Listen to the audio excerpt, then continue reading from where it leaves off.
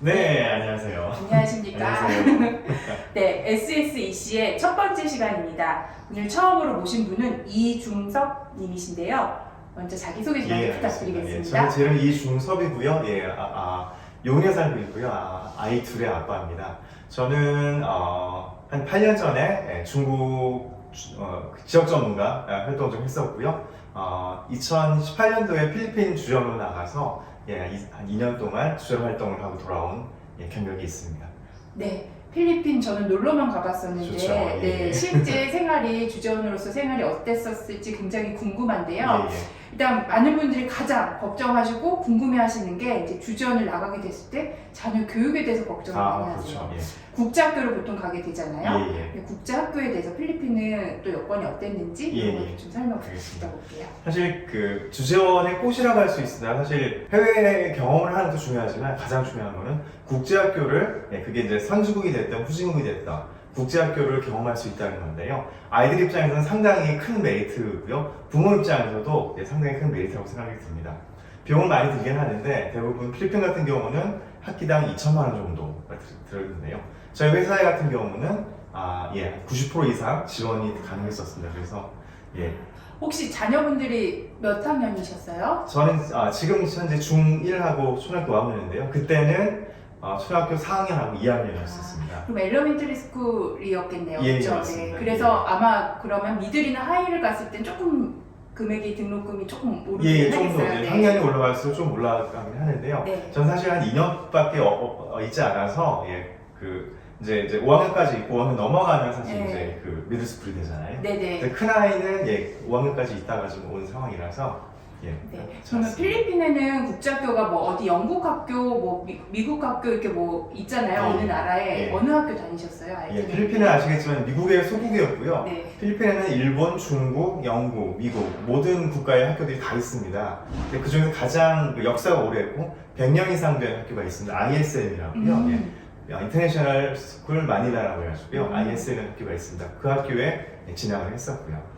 저는 국경에 주재를 했었는데 저희는 ISB였거든요. 인터내셔널 스쿨 오브 베이징. 그 같은 맥락인 것 같아요. 미국 맞습니다. 학교. 네. 100년 이상 된 학교라서 사실은 뭐 두말할 것 없이 거의 가는 게 필리핀에서는 국룰이었었습니다. 그래서 모든 그 주재원 혹은 이제 사업하시는 분들이 다 ISM을 보냈었고요. 대부분 보면 그 입학하기 전에 영어나 수학 테스트를 간단하게 봅니다. 무리 크게 어렵지는 않고요. 국내 학교에서 제대로 수업을 받은 학생이라면 무리 없이 할 수 있는데 다만 이제 영어 인터뷰 쪽에서 주재원 그 발령이 나고 부임을 받아서 가기 전에 한 3, 4개월 정도 아이들을 영어 회화 학원에 좀 다니게 하시면 그건 참 도움이 됩니다. 인터뷰할 때 이렇게 좀 떨지 않고 자연스럽게 할 수 있는 부분이 하나 있고요. 네.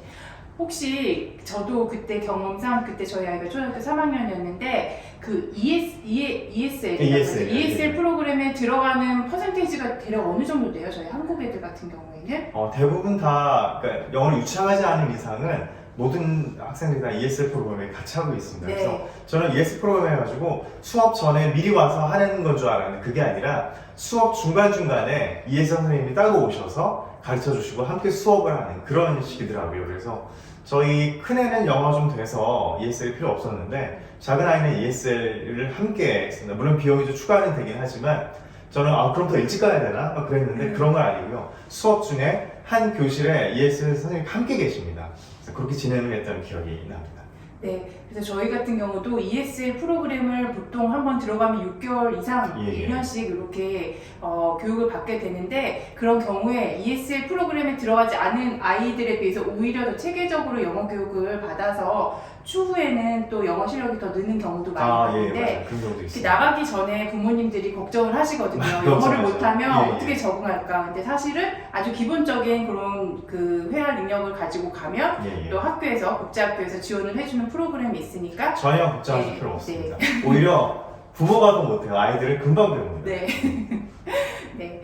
그리고 또 그 국제학교 선택할 때 뭐 특별히 유념해야 되는 그런 기준 이런 것들이 있을까요? 일단 그 지역사회에서 가장 좋은 곳. 왜냐면 이제 회사에서는 사실 이 학교 가라고 찍어주지는 않기 때문에 그 나라에서 가장 좋은 학교를 보내는 게 대부분 다 예, 일반적인 룰이고요. 네. 단 하나 이제 아이들 적응이 힘들다 혹은 그 어딜 가나 사실은 한국 네. 엄마들이기 때문에 네.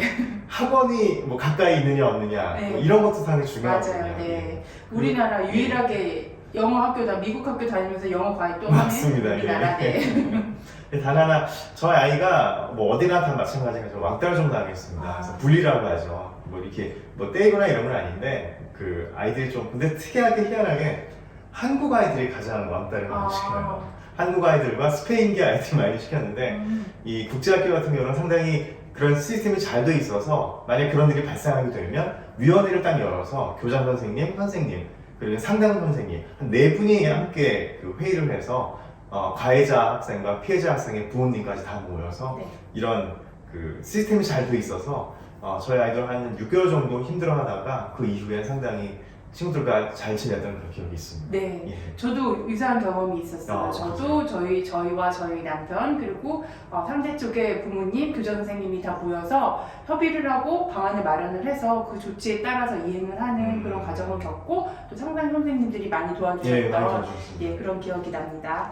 이런 경우 참 좋은 것 같아요. 한국어 좀 다르잖아요. 네. 근데 그 저희 아들 같은 경우에는 뭔가 조금만 힘들고 트러블이 있으면 그렇게 화장실 가듯이 상담 선생님 찾아가더라고요. 예. 그것도 좋은 예, 방법인 것 같아요. 맞습니다. 네. 그렇게 해도 큰 무리가 없는. 네. 저 같은 경우는 안 그렇잖아요. 맞아. 우리나라는 왠지 뭐 가면 안 될 것 같아서 예. 안 가는데 그렇게 뭐 화장실 가듯이 자주 다니더라고요. 맞습니다. 네. 그래서 국제학교에서는 그렇게 뭔가 어려움이 있을 때도 다 도와주는 그런 선생님들이 계시니까 걱정 안 하셔도 된다고 다시 한번 말씀드리면 예. 좋을 것 같네요. 네.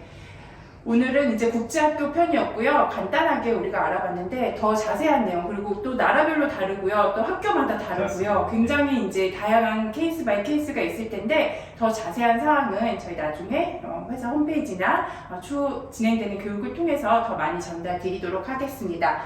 네, 오늘 같이 해주셔서 감사드립니다. 맞습니다. 네, 동영상 재밌게 보셨나요?